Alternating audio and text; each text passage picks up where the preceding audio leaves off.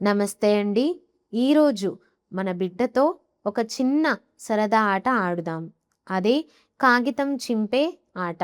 దీనికోసం ఇంట్లో ఉన్న పాత న్యూస్ పేపర్ లేదా వాడేసిన కాగితం ఉంటే చాలు.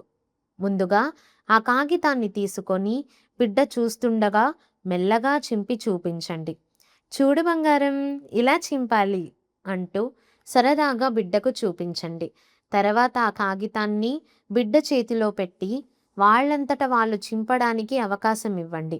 బిడ్డ కాగితం చింపిన ప్రతిసారి శబాష్, ఎంత బాగా చింపావో అంటూ ఆనందంగా మెచ్చుకోండి.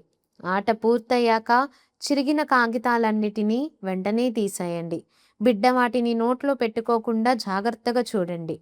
ఇలా కాగితం చింపడం వల్ల బిడ్డ చేతి వేళ్ల బలం, రెండు చేతులు కలిసి పనిచేయటం, చిన్న పనులు చేయగల నైపుణ్యం క్రమంగా పెరుగుతాయి.